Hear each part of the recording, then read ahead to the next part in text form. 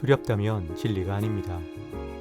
진짜 자유를 주는 알을 찾아서 낭독과 사유가 어우러진 테리토스 오디오북 옥성호의 진리 해부.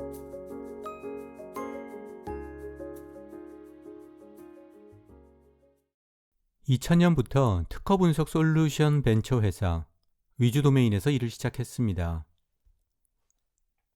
특허를 분석한다? 생소하죠? 제가 사실 특허 분석 전문가입니다. 2001년 회사는 미국에 지사를 내기로 결정했어요. 특허 분석이라는 소프트웨어가 당시만 해도 한국에서 생소했고, 최소한 특허를 1000개는 넘게 가진 회사 또는 특허 소송으로 애를 먹는 회사에게 필요한 솔루션이었거든요. 당연히 시장은 미국밖에 없었습니다. 또 애초에 미국을 목표로 창업했고요. 미국에 에봇이라고 거대한 제약회사가 있습니다. 위주도메인과 프라이스 워터하우스 쿠퍼스, 일명 PwC라는 컨설팅 회사가 조인트로 에봇 프로젝트 이야기가 나오면서 자연스럽게 에봇의 본사가 있는 시카고에 자리를 잡았습니다. 시카고가 또 지리적으로 미국의 딱 한가운데 있다 보니까 서부와 동부 어느 쪽으로나 움직이기 용이했고, 또 내가 유학했던 지역에서 그리 멀지 않아서 익숙하기도 했죠. 기대와 달리 야심차게 시작한 미국 비즈니스는 쉽지 않았습니다. 초창기 시절 이야기를 11년 전, 세상을 바꾸는 시간 15분, 세바시라는 곳에서 소개한 적이 있는데 밑에 링크를 달았으니까 참조하세요. 나름 들을만 할 겁니다. 미국 회사에 소프트웨어를 판다는 건 쉽지 않았습니다. 영어로 그들을 설득하는 건 말 그대로 맨 땅에 헤딩하는 것과 다름없었어요. 미팅을 잡는 것부터가 쉽지 않았습니다. 최종적으로 계약서 사인하는 것까지는 정말로 피를 말리는 과정이었고요. 자동차 분야처럼 특허 분석 시장에 경쟁사가 많은 건 아니었지만 당시에 확실히 1등 회사로 자리 잡은 골리앗 같은 터줏대감 미국 회사가 하나 있었거든요. 지금은 격세지감이 느껴지지만 30년 전만 해도 한국 탁구계에서는 이런 말이 있었습니다. 세계 1등? 딱 한 놈. 중국만 이기면 되잖아. 하지만 중국 탁구를 이기는 것처럼 어떤 때는 이거 거의 불가능한 게 아닌가 하는 생각이 들 정도로 그 터줏대감의 벽은 높아 보였습니다. 물론 우리가 개발한 소프트웨어에도 나름 비장의 무기가 있었죠. 그러니까 미국까지 갔지 무작정 갔겠어요. 하지만 그 가치를 인정하는 회사조차도 막상 계약서 앞에서는 망설였습니다. 돈이 없어서가 아니라 워낙 우리가 신생 회사라서요. 생각해 보세요. 상대하는 회사가 다 IBM, HP, 마이크로소프트, 포드, GM 등등. 소위 말하는 인류 회사인데, 그러다 보니까 서비스도 중요하지만 과연 이 회사가 지속적으로 서비스가 가능한가? 이것도 중요한 문제였거든요. 그냥 턱 하고 계약했는데 갑자기 우리가 문을 닫으면 그 사람들 입장에서 곤란한 게 한두 가지가 아니니까요. 특허라는 게 따지고 보면 다 회사 기밀인데 그 모든 정보를 다 담고 있는 서버가 갑자기 사라지면 보통 일이 아니지 않습니까? 게다가 위주도메인이 미국 회사도 아니고 이건 마치 베트남 자동차 회사가 우리나라에서 현대자동차를 밀어내고 차를 팔겠다는 것과 비슷했습니다. 그때 얘기를 하자면 끝이 없습니다. 하지만 오늘은 그게 주제가 아니니까 이쯤에서 배경 설명을 끝내고요. 아무튼 엄청나게 힘든 상황이었고 아무리 열심히 해도 노력이 결과를 보장하지 않는 것만 같았습니다. 꽁꽁 얼어붙은 땅이라고 해도 죽어라고 삽질을 하면 구멍이 나기 마련인데 이건 상황이 달랐어요. 아무리 삽질해도 꿈쩍도 하지 않는 콘크리트를 내려치는 것 같은 기분? 내가 할 수 있는 건 정말로 기도밖에 없었습니다. 하나님이 나 기도하게 하려고 미국에 보내셨구나. 이런 생각까지 했습니다. 아니, 그냥 자연스럽게 그런 생각이 들더군요. 내게는 무슨 일이 있어도 미국에서 회사를 안정시켜서 뿌리를 내려야 하는 분명한 이유가 있었어요. 진인사 대천명이지 뭐. 죽어라고 해도 안 되면 한국으로 돌아가면 되지. 별 수 있어? 이렇게 속편하게 생각할 수가 없었죠. 바로 애들 때문에요. 유학 시절 애들도 같이 미국에 왔었는데 처음에 적응이 힘들어서 고생을 많이 했어요. 그런데 미국에 좀 익숙해졌다 할 때가 돼서 다시 한국으로 돌아갔습니다.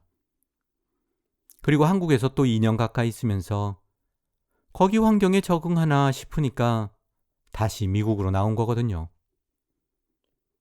그런데 또 2, 3년 미국에서 죽어라 삽질하다가 실패해서 한국으로 돌아가면 말 그대로 애들은 공중에 붕 떠버리는 애매한 상태가 될 게 뻔했거든요. 그렇다고 기러기 아빠를 할 상황도 아니었고 스트레스가 보통이 아니었습니다. 아이들을 위해서라도 어떻게든 미국에서 뿌리를 내려야 했고 그럴수록 더 기도했죠. 그때 느낀 게 하나 있어요. 왜 운동선수 중에 기독교인이 많은지 확실하게 알겠더라고요. 예를 들어 4년에 한 번 열리는 올림픽, 그거 하나 바라보면서 아무리 준비해도 순간의 부상으로 모든 노력이 수포로 돌아갈 수 있지 않습니까? 경기 당일날 아침 화장실 갔다가 발을 삘 수도 있어요. 도무지 5분 앞을 알 수 없으니까 그 친구들 뭔가를 의지하지 않고는 힘든 거예요. 저도 비슷한 심정이었습니다. 몇 번이나 프레젠테이션을 하고 아무리 반응이 좋아도 계약서에 사인하는 건 차원이 달랐거든요. 절박한 심정으로 새벽 기도를 나가기 시작했습니다. 기도를 해도 하루를 시작하는 첫 시간을 바쳐야 하나님이 더 잘 들어주지 않을까 하는 믿음에서요. 새벽 기도 시작하고 한 달 정도 되었을 때 환상 가운데 삭개오의 회개를 연구하라는 강렬한 성령의 음성을 들었습니다. 그 체험은 내 신앙생활의 획기적인 전환점이 되었어요. 사실 처음에는 긴가민가 했죠. 삭개오? 잘못 들은 거 아닐까? 아니, 왜 하고 많은 인물 중에서 삭개오지? 훌륭한 사람이 얼마나 많은데? 게다가 삭개오에 관해서 연구할 게 뭐가 있어? 뻔한데. 그래도 순종하는 마음으로 인터넷에서 삭개오에 관한 영어 자료를 찾기 시작했습니다. 그러다가 우연히 존 파이퍼라는 목사를 알게 되었어요. 아마존에서 존 파이퍼를 세상에 알린 책 하나님의 기쁨을 사서 읽기 시작했습니다. 첫 페이지에서부터 온몸이 마비되는 것 같은 감동을 받았어요. 책을 읽으면서 소위 말하는 강력한 성령의 임재를 느낀 건 처음이었죠. 좀 이상하더라고요. 성경 읽으면서도 한 번도 그런 느낌 받은 적이 없었거든요. 다행히 한국에서도 이 책이 번역이 되어 있더라고요. 지금이야 존 파이퍼가 팀 켈러와 더불어 미국 기독교의 양대 산맥으로까지 불리지만 당시만 해도 한국에서는 거의 무명이었습니다. 한국 출장 갔을 때 아버지에게 그 책을 선물로 드렸어요. 아무리 바빠도 꼭 읽으시라는 신신당부와 함께. 하나님의 기쁨을 시작으로 존 파이퍼의 최고 걸작이라고 불리는 Desiring God을 지나서 그가 쓴 모든 책과 거의 모든 설교를 들었습니다. 그렇게 점점 더 소위 말하는 개혁 신앙에 빠져들었죠. 신앙서적 섭렵은 존 파이퍼를 기점으로 해서 달라스 윌라드, 리차드 포스터, 필립 얀시, 제임스 패커, 프랜시스 셰퍼, 헨리 나우엔 등으로 이어졌습니다. 그러다가 R.C. 스프로울, 존 메가더, 로이드 존스 쪽으로 방향이 바뀌면서 소위 말하는 개혁주의를 지향하는 엘리트 근본주의 쪽으로 신앙 노선이 확실하게 굳어졌습니다. 로이드 존스에 심취하다 보니 자연스럽게 관심이 청교도 쪽으로도 쏠렸는데 존 오웬, 리차드 백스터, 그러다가 종교개혁의 마틴 루터와 존 칼빈, 최종적으로 조나단 에드워즈에 이르렀죠. 특히 기억에 남는 책은 영국 출판사 배너 오브 트루스에서 나온 로이드 존스 목사의 로마서 강해집입니다. 앞에서 말했던 것처럼 고등학교 때 아버지의 처방약, 로마서와의 특별한 추억 때문에 더더욱 로마서 강해에 마음을 쏟았어요. 한 문장 한 문장을 정말로 말 그대로 씹어 먹는 것처럼 읽었는데 그때 깨달았습니다. 아, 아버지가 이래서 로마서를 읽으라고 했던 거구나. 로마서가 진짜 해결책이네. 그땐 내가 어려서 무지해서 깨닫지 못한 거였구나. 로이드 강해집이 총 14권인데 로마서가 16장까지잖아요. 그러니까 16권이 돼야 하는데 미완성으로 끝났어요. 그게 못내 아쉬웠던지 마지막 부분에 로이드 존스는 이렇게 썼습니다. 사랑하는 성도 여러분, 하나님이 은혜를 주시면 언젠가 로마서 나머지도 설교할 수 있을 겁니다. 마음이 짠하더라고요. 결국 못 끝내고 죽었으니까요. 로마서 강해집, 좌우여백에 빼곡하게 이 생각 저 생각을 적어가면서 참 열심히 읽었습니다. 그러다가 이건 정말 나 혼자 알고 있기엔 너무 아깝다는 생각에 집에서 성경 공부 모임을 시작했고요. 강해집에서 중요한 내용을 뽑아서 직접 교재를 만들었습니다. 지금도 기억이 생생한 순간이 있어요. 갑자기 한 사람이 울면서 고백을 하는 거예요. 그 친구 보통 터프한 사람이 아니거든요. 눈물이라고는 쥐어짠다고 해도 나올 것 같지 않은 위인인데 이러는 거 아닙니까? 네, 호흡 하나하나가, 숨 쉬는 거 하나하나가 쇳덩어리입니다. 몇 명 되지 않은 모임이었지만 보기에 따라서 평양 대부흥운동 같은 회개의 대역사가 일어난 거죠. 그러다 보니 보람을 많이 느꼈고요. 그렇게 나는 소위 말하는 개혁적 근본주의 안에서 해답을 찾아가고 있었습니다. 그때 깨달았습니다. 아, 기독교에서 궁극적인 기쁨은 하나님을 알아가는 희열이구나. 노래 부르면서 감정에 도취해서 무슨 마약에 취해서 정신줄 놓는 게 아니구나. 지극히 이성적인 상태에서 하나님을 아는 지식이 주는 충족감을 느끼는 거. 이게 진짜 만족이구나.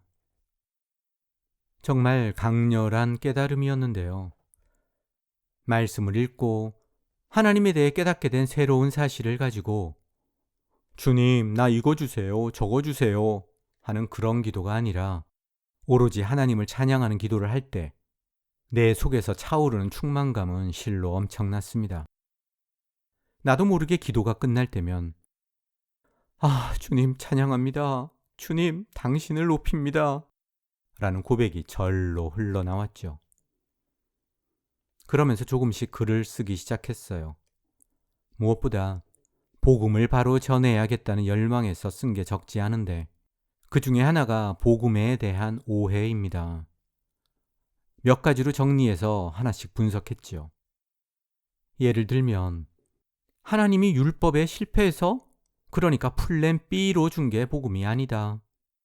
율법에는 은혜가 전혀 없고 오로지 복음에만 은혜가 있다고 생각하는데 그건 큰 착각이다. 등등의 내용을 나름 풀어서 쓴 겁니다.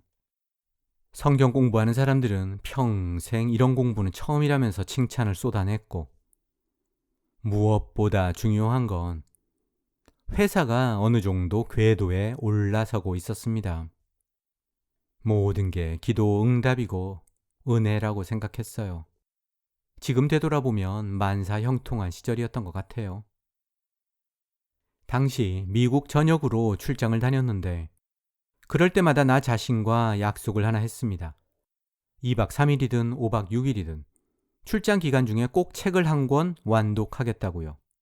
당연히 신앙서적이었죠. 그러다 보니 아는 만큼 보인다고 전혀 예상하지 못한 일이 발생했습니다.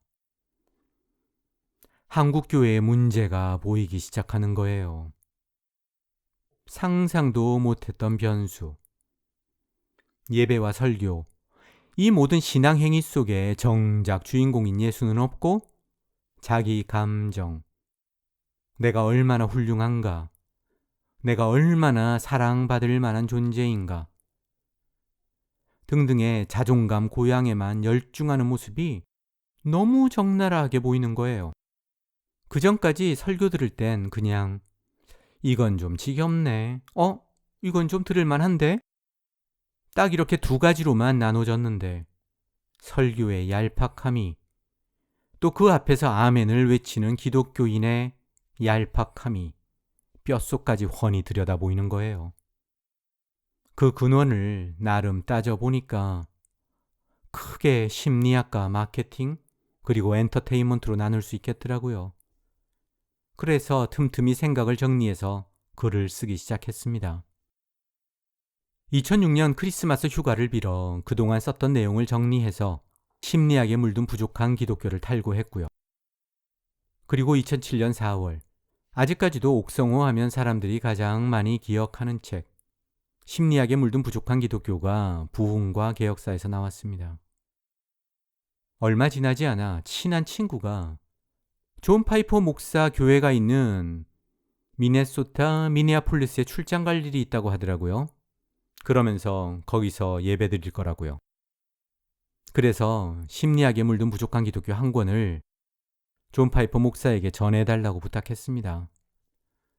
앞에 이렇게 썼죠. 존경하는 존 파이퍼 목사님, 당신이 아니었다면 이 책은 세상에 나올 수 없었습니다. 정말 고맙습니다. 오늘은 여기까지입니다. 다음 마지막 시간으로 이어집니다. 구독과 좋아요, 알람 설정 잊지 마시고요. 지금까지 진리해부 옥성호였습니다.